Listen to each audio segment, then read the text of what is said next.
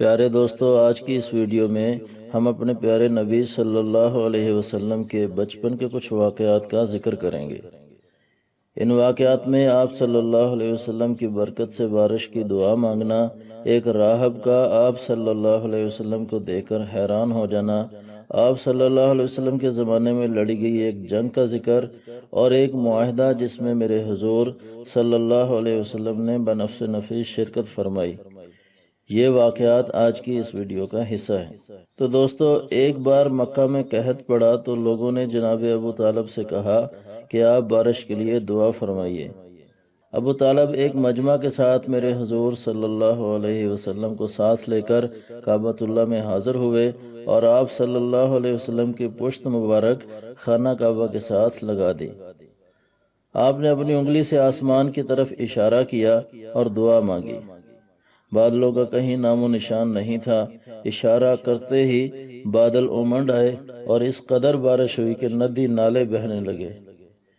اسی واقعے کی طرف اشارہ کرتے ہوئے جناب ابو طالب نے آپ صلی اللہ علیہ وسلم کی شان میں ایک شعر پڑھا تھا، ایسے روشن اور منور کہ ان کے چہرے کی برکت سے خدا سے بارش مانگی جاتی ہے، جو یتیموں کی پناہ اور بیواؤں کے ملجا و ماوا ہیں۔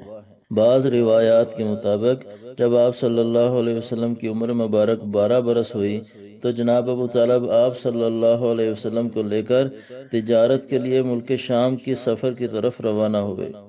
جس وقت آپ بصرہ پہنچے تو اس شہر میں جرجیس نامی ایک راہب رہتا تھا، جو بحیرہ یا بحیرہ کے لقب سے مشہور تھا۔ جب قافلے نے وہاں پڑاؤ ڈالا تو بحیرہ اپنے گرجا سے نکل کر آیا اور قافلے کی میزبانی کی، حالانکہ اس سے پہلے وہ کبھی اپنے گرجا سے باہر نہیں نکلتا تھا۔ اس نے میرے حضور صلی اللہ علیہ وسلم کو آپ کے اوصاف کی وجہ سے پہچان لیا اور آپ صلی اللہ علیہ وسلم کا ہاتھ پکڑ کر کہا، یہ سید العالمین ہیں، اللہ انہیں رحمت للعالمین بنا کر بھیجے گا۔ جناب ابو طالب نے کہا کہ آپ کو کیسے معلوم ہوا؟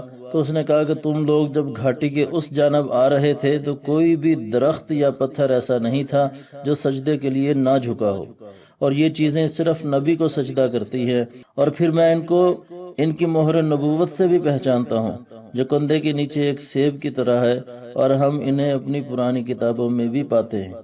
اس کے بعد بحیرہ راہب نے جناب ابو طالب سے کہا کہ انہیں ملک شام نہ لے کر جاؤ، کہ انہیں یہود سے خطرہ ہے۔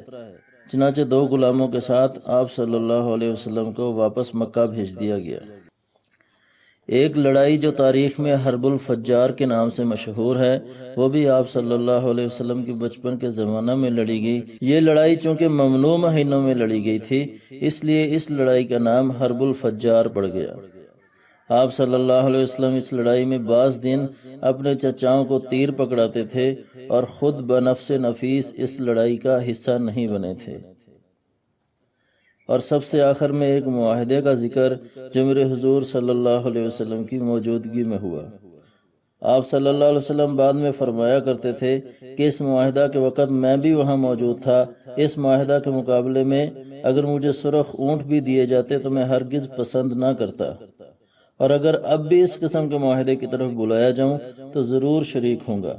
اس معاہدے کے اہم نکات میں ایک نقطہ یہ بھی تھا کہ مکہ میں اگر کوئی ظالم کسی پر ظلم کرے گا تو سب مل کر مظلوم کا ساتھ دیں گے، چاہے اس مظلوم کا تعلق کسی قبیلے، نسل یا علاقے سے ہو۔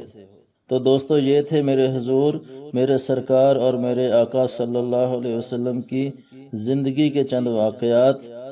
سیرت النبی صلی اللہ علیہ وسلم کے سلسلہ میں ہماری اگلی ویڈیو تک ہمیں اجازت دیجیے۔ والسلام علیکم ورحمۃ اللہ وبرکاتہ۔